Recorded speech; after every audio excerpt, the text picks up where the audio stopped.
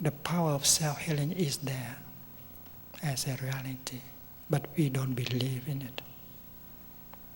We believe more in other things. We take a lot of vitamins, we take a lot of medicines that may be more harmful to our body than if we don't take.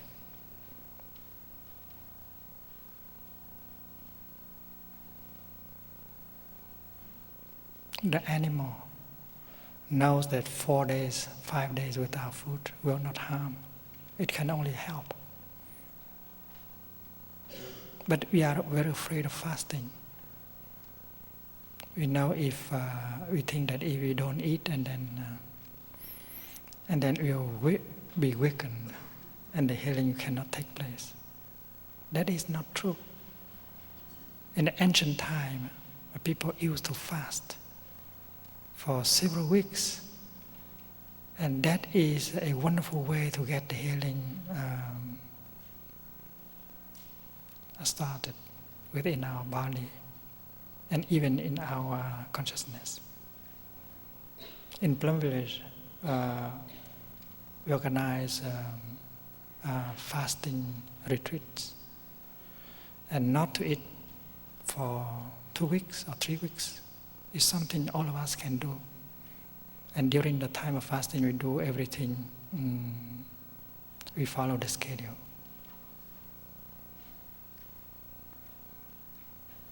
During the 2 weeks fasting, I continue to give Dhamma talk, to practice collective walking meditation outdoor with my Sangha. I continue to practice sitting and doing the daily work. Because if you have fear within yourself,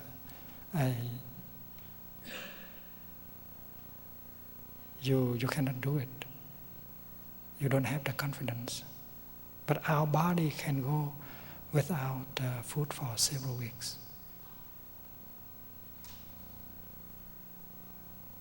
To skip dinner and to use that time for just total relaxation or slow walking meditation is something you can try. And when you have experienced the bliss, the joy of fasting, and then you have faith in the practice.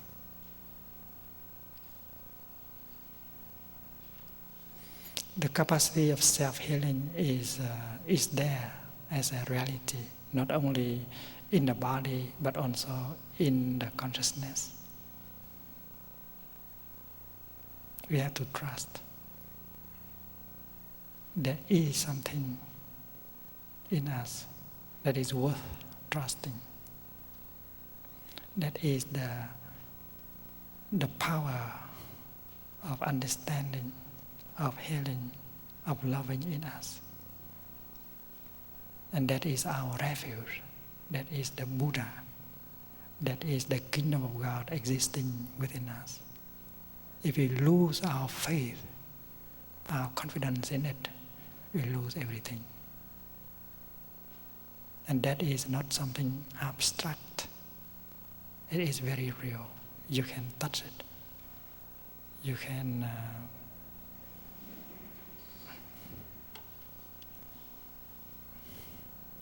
hold it. You can take refuge in it. Instead of panicking, instead of giving yourself up to despair, practice mindful breathing and put your trust on it. The power of self-healing, of self-understanding and loving is there in us.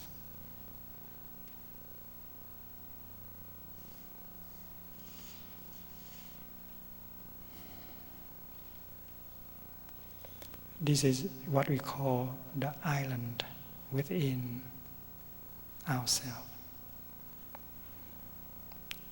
in which we can take refuge. Be an island within yourself. There is an island of peace, of confidence, of solidity, of love, of freedom within us. We don't have to look for it elsewhere. It is within us. And mindful breathing can help us go back to that precious island within, so that we can encounter our own, our very foundation, the very foundation of our being in that island.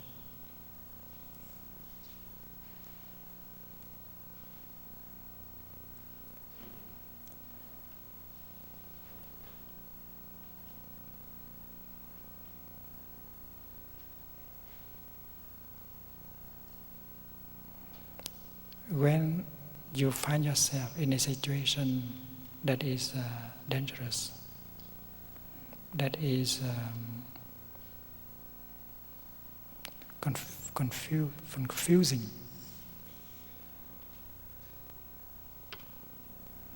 when you have the impression that you are losing yourself,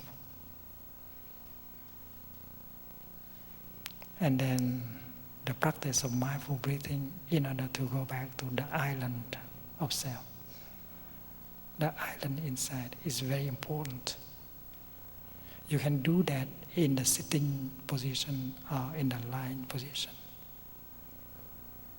You may use a hot bottle to put on your stomach. You can pay attention to the rise and fall of your stomach, and you practice mindful breathing. Be an island within yourself, as an island within myself. Buddha is my mindfulness, shining near, shining far. Dharma is my mindful breathing, protecting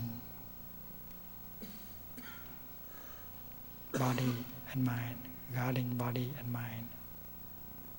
Sangha is my 5 skandhas, operating in harmony, taking refuge in myself, coming back to myself. I am free. I am free from fear, from confusion. And as you continue that exercise of mindful breathing, you take refuge in the safe islands of mindfulness, and you recover your calm, your solidity, and you feel much better.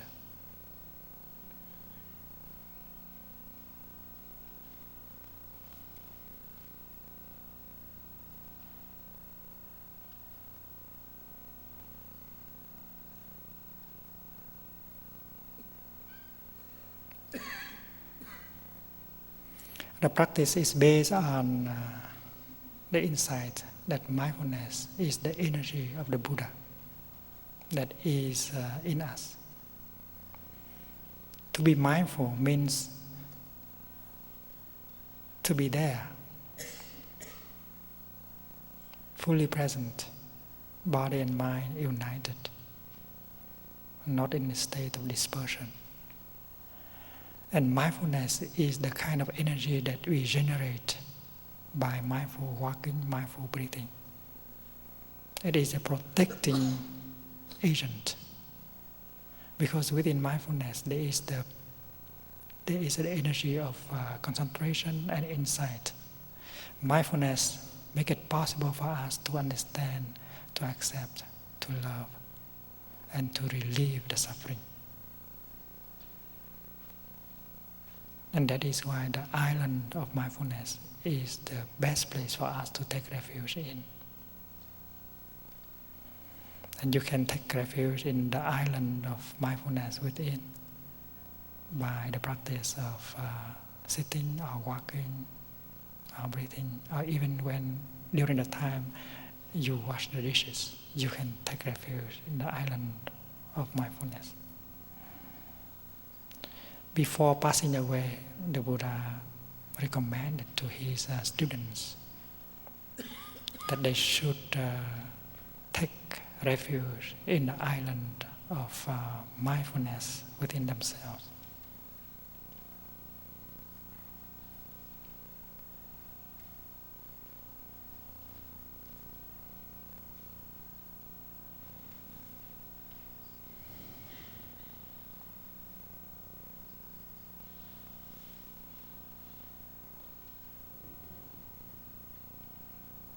The practice of resting, the practice of stopping is very crucial. If we cannot rest, that is because we have not stopped.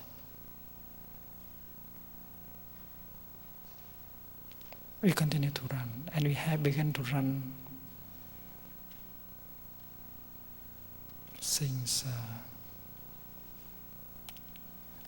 a long time ago. We continue to run even in our sleep.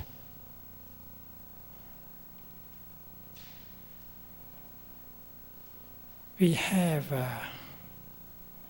the impression that happiness, well-being is not possible here and now. That belief is inherent in us. And we have received the seed of that belief from our parents, our grandparents. They have been struggling all their life. And they believe that happiness is possible, and possible only in the future. And that is why we, as children of our parents, we continue to run, and our children will continue to run also.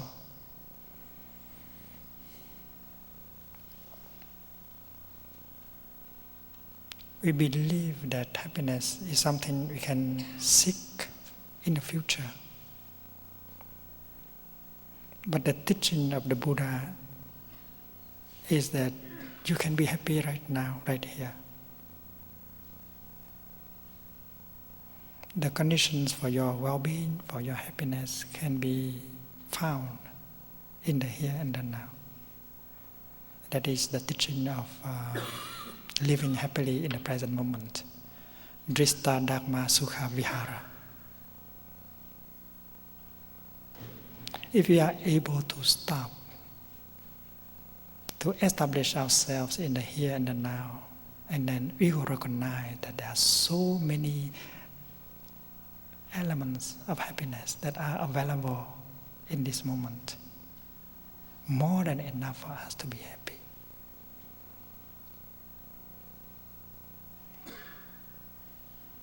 Even if there are a few things that are not to our liking, but there is still plenty of positive conditions for our being happy. When we visit our garden, we may see one tree is dying. We can be sorrowful about it.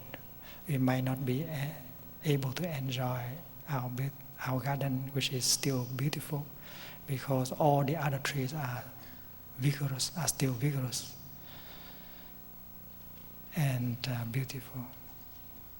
We allowed